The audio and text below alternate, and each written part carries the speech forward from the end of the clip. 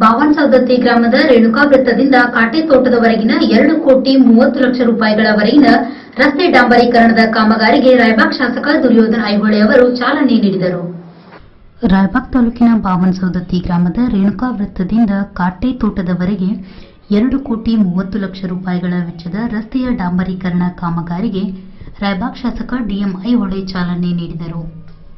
ಬಳಿಕ ಮಾತನಾಡಿದ ಅವರು, ಬಾವನಸೌದತ್ತಿ ಗ್ರಾಮವನ್ನು ಗ್ರಾಮ ವಿಕಾಸ ಯೋಜನೆಯಡಿ ಆಯ್ಕೆ ಮಾಡಲಾಗುವುದು. ಇದಕ್ಕೆ 1 ಕೋಟಿ ರೂಪಾಯಿಗಳು ಮಂಜೂರಾಗಲಿದೆ.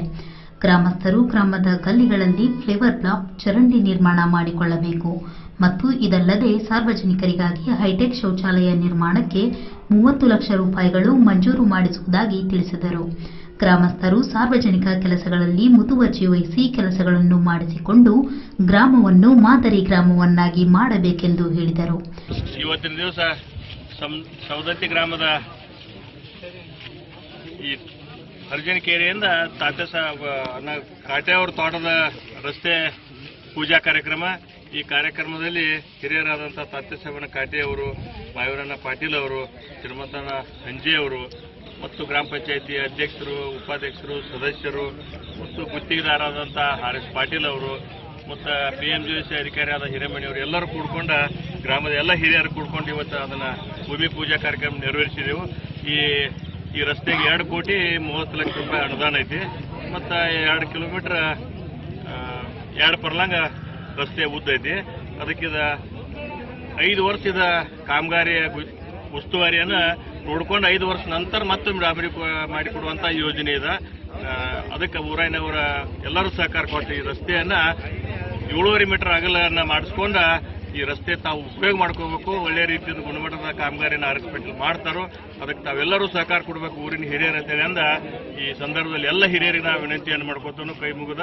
ಅದಕ್ಕೆ ಮತ್ತೆ ನಮ್ಮ ಈ ಗ್ರಾಮಕ್ಕೆ ನಾವು ಸುವರ್ಣ ಗ್ರಾಮ ಯೋಜನೆಯೊಳಗೆ 1 ಕೋಟಿ ರೂಪಾಯಿ ಅನುದಾನವನ್ನು ಈ ಗ್ರಾಮಕ್ಕೆ ಕೊಡ್ತಾನು ಮತ್ತು ಹೈಟೆಕ್ ಸಂಡಾಸ್ ಕಟ್ಟಾಕ 30 ಲಕ್ಷ ರೂಪಾಯಿ ಅನುದಾನನೂ ಕೂಡ ಈ ಗ್ರಾಮ ಕೊಡ್ತಾನೆ ಅಂತೇಳಿ ಈ ಸಂದರ್ಭದಲ್ಲಿ ಹೇಳಲಿಕ್ಕೆ ಇಚ್ಛೆ ಪಡ್ತಾನು. ಮತ್ತು ಈ ಸೌದತ್ತಿ ನಸಲಾಪುರ ರಸ್ತೆಗೂ ಕೂಡ 40 ಲಕ್ಷ ರೂಪಾಯಿ ಅದಕ್ಕೂ ಮಂಜೂರಾಗೈತಿ. ಸದ್ಯದಲ್ಲಿ ಅದನ್ನೂ ಕಾಮಗಾರಿ ಪ್ರಾರಂಭ ಮಾಡ್ತೇವೆ.